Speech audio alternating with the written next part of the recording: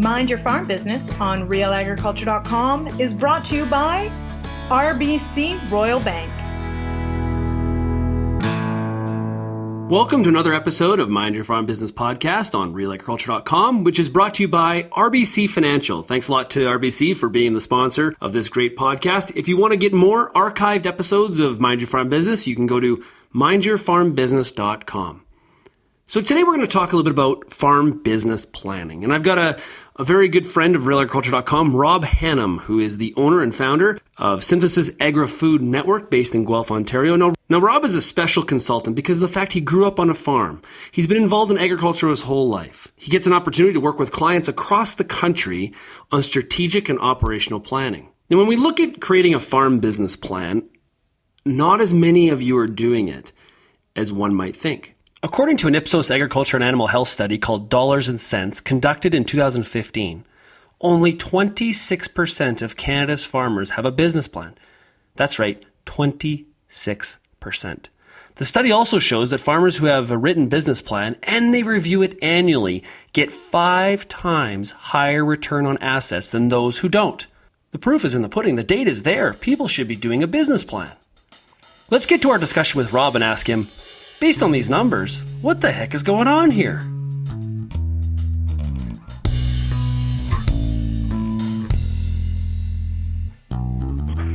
Yeah, it's pretty shocking, Sean. I was actually involved in that study a little bit, and the financial results for those farmers who plan are shockingly higher than those who don't. And so it's really something that we need to think about and kind of think about each farmer out there listening should think about their own operation and themselves and say, hey, maybe I could benefit from this, or do I do this, or do I do this well enough? Myself, I'm a planner. I really actually enjoy planning and that time to think about my business, my operation, and my future, whether it's personal or business.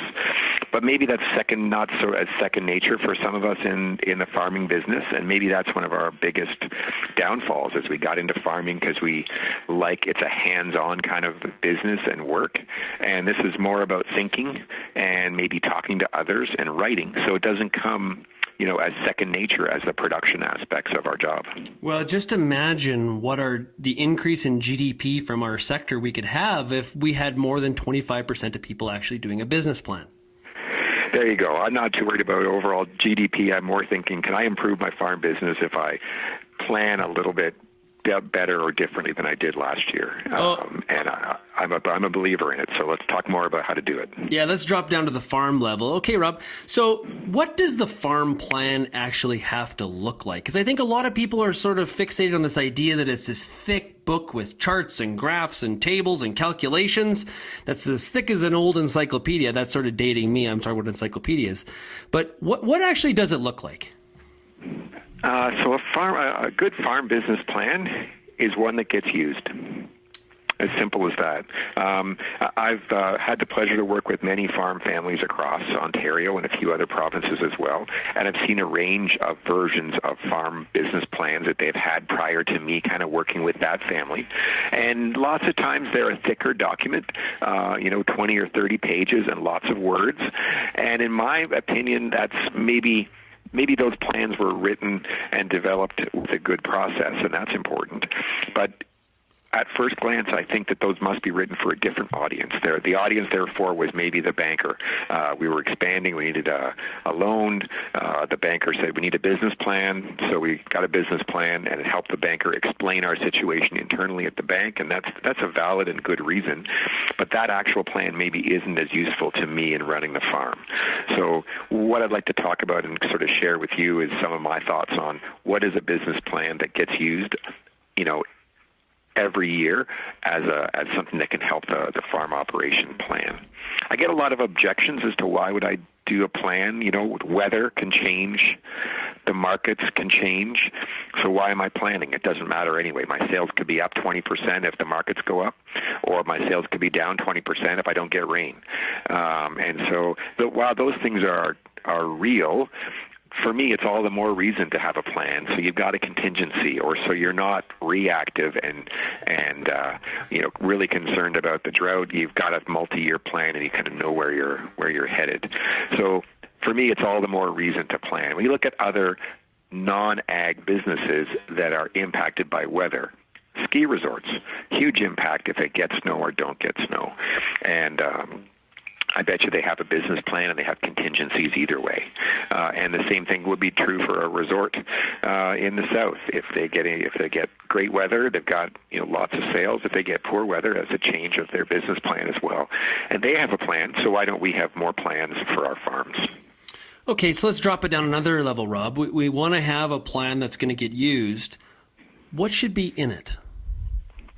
So I go through sort of 4 steps, and at the end of the day, the first one is about vision and direction. So it's got to be about that future to set and share with team members, whether that's family or your employees or just your advisors, where we're headed in the future. So that vision and direction for the farm is the first step in that plan, and a very important piece. Where are we going in 5 or 10 years?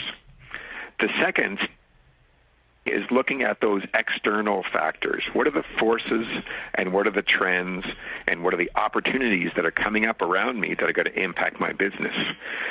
They could be positive things like a growth in population or a food trend, or they could be negative things like a change in consumer tastes or a change in regulations or a competitor in a different country or next door. So those are the things that are outside of my farm gates. What are those things that will impact my business? And do a bit of an assessment of that external. Some people call it environmental scan. I think of it in terms of what are the trends and forces impacting my farm. So that's step 2. Step 3 is an action plan. What am I going to do about it? I've got this long-term vision. I've looked at all these forces and opportunities. So now what am I going to do? And I really, in the action planning part of it, I really like to have a focus on writing some goals, writing some actions down, and being really specific about what that will be. So maybe, adding staff, team, our employees will really help us expand our farm operation in the future. But to have a good team, we need to be clear on the roles and responsibilities and make it a good place to work. So improving our human resources or writing job descriptions or looking at our pay ranges that we have for our employees, those types of things might be the actions that come out of our business plan. Financing or refinancing, there's a whole range of things that can come out, but making sure those actions are really specific. Who's going to do them? By what time? Is that this fall? Is that before harvest? Is that in a winter job? And then just make sure we get to it in the winter, because all of a sudden it'll be planting again and we haven't done it. The fourth part is about the numbers. It's a scorecard. And I really promote having some kind of a scorecard. We keep score in lots of ways in life. And I like a scorecard that looks a few years back and a few years forward. It's not just about last year and this year. Planning out 3 or 5 years in the future, but also looking back 2 or 3 years, and pick out the numbers that you'd like to track. It might be sales, it might be average yield per acre, or pounds of gain per day. But there's also likely some financial ratios that you should be tracking. And that Ipsos agriculture study, that dollars and cents study, really focused on financial ratios. And I'm an It's really important because it takes the size of your farm kind of out of the equation. It takes the market prices this year versus last year kind of out of the equation and really focuses on the ratio of your operating efficiency or the ratio of your debt to equity or return on assets, as you mentioned. And I like to see that as part of the scorecard as well. That's the 4 steps. Vision, where am I headed? Forces and trends that are impacting me. An action plan of what we're going to do about it, and a scorecard to keep track of it. Is this a living document, or is this something like how often, what does the cycle look like? Do I come back to it once a week, every day, once a month, once a year, maybe once a decade for some of us? How much am I allowed to change it? Oh, how much are you allowed to change it and how much do I come back to it are different questions. So it should be a living document, as you call it. It's something that can change because the forces around us do change, right? We set our sights on this, we're headed in a certain direction, and maybe the regulations change, or maybe an export market opens up or it closes, or maybe the farm next door comes up for sale. there's lots of things that change the plan, so it needs to be flexible and be updated. For me, I really think it should be something that at least once a year you're sitting down with your advisors, your business partner, your family members, your lead employees, and having a thorough planning session. And for lots of folks, that happens over the winter, but it doesn't have to. It can happen any time of the year, really. But at least a once a year thorough review, and then make changes to that plan and write it down, like physically, delete what you had before and add in the new direction. That's the ideal. I do promote that you review it quarterly, 4 times a year. You get the plan out, you look at it, what are the actions? Oh, we didn't. We said human resources are important. We're going to write job descriptions. We didn't do it. Well, why didn't we do it? We just didn't like that work, or it wasn't actually important. And sort that out and either delete it off the action plan or get down to it and get it done. Now, Rob, something I thought of here is that, farmers tend to be they tend to be private people, independent private people. Plan for just you, or is it something that you could see value in by sharing it with key members of your team, like some of your employees? Great question. So I guess I'm a believer that having that shared vision and direction is really important. So there's going to be things in this plan that I do recommend you share with your family, with your business partners, with your staff, your employees, your banker, your lender, your nutritionist, your agronomist. There are things that are likely important there as well. There's confidential numbers that should be in your scorecard, and maybe you don't want to share that with all of your employees. Fair enough. But there's definitely that high-level aspects of where you're going that I really recommend you share with others. Because having a shared vision, people can't always read your mind. Sometimes I even get frustrated with that. Hey, how come you couldn't do it the way I wanted it done? Well, people aren't mind readers. So with this in mind, it's a tool.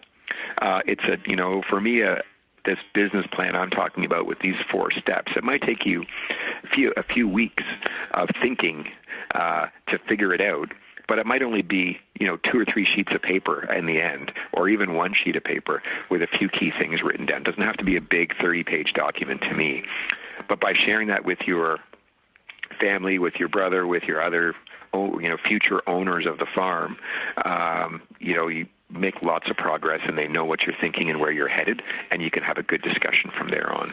Well, I'm sure a lot of our listeners are saying, well, how long should it be? And from what I'm hearing you say, my guess is that length is not as important as the fact you're going to use it all the time. Yeah, the discussion and the thinking that goes into it is the most important part for me. The recording it and coming back to it and checking is the next most important thing. And so some people, like the numbers. Some people like the words and more of a narrative or a story. Some people like charts and bar graphs. So make it work for you. Just wrapped up a strategic plan that we helped a farm business with, and it ends up being a 3-page plan, and it's got some charts and numbers that they can sort of track over time. And they've got a scorecard, and they're going to figure out what are the financial ratios and what are the numbers that are really important to them. But probably the biggest aspect of it was getting all the family members on the same page about what's the long-term vision, and the discussions that went into that and that they had, with us and without and on their own, and will continue to have, are really, really important. For some of the people that you've worked with that haven't planned in the past, and then they go through the process and they achieve some of the results they want, what's kind of a common reaction? I wish I would have earlier, or what do people usually say? I guess the reaction we usually get is that they tend to meet more as a family or as a management team or as a group of owners. So usually when we, in my experience, it's a family business and there's some kind of succession plan or there's some kind of business expansion going on. So there's stuff to talk about that doesn't always get talked about unless they've got a business plan that they're updating and moving forward. So the biggest reaction we get is that they meet more regularly and they talk more about the business in concrete terms as opposed to casual conversations that may not have a conclusion or an end. So less rambling, more focused discussion, and more deliberate. I really want folks to be more proactive and less reactive. And the business plan process and then the document or the tool you create really does that. It really helps you be more proactive, be thinking about those things to change in the future, as opposed to waking up every day and having a fire to fight because the market price changed or because something happened that we weren't expecting in the barn. So those are the things. Proactive versus reactive is a huge positive change for having that business plan. Yeah, a really good point. And I think also the word, one of the words that you used earlier that I think is really, really critical is specific. Be specific about, that vision and direction. Be specific about what some of those external factors are. Be specific about the action plan. Just having a conversation at 100,000 feet might, you can have a business plan, but if it's all dealing with fluff, it doesn't really necessarily help you in the long run. Go ahead. Yeah, and just thinking back to the benefit you talked about right off the bat with that return on assets ratio, the farms with a business plan, much more successful financially in that survey. And I there was lots of farmers in that survey. It was well done, and they really came back to a number of kind of habits, I would say, and one of them is never stop learning. So they really talked about extra education, learning, always being open to new things. And that can happen lots of ways. There's lots of good conferences and good knowledge workshops that are offered. There's your online schools that you offer, Sean, and other things. Keeping your finances up to date, developing a budget and a financial plan, those were also among those habits. And so that business plan, writing a plan down, those are one of those habits that those highly successful farms had.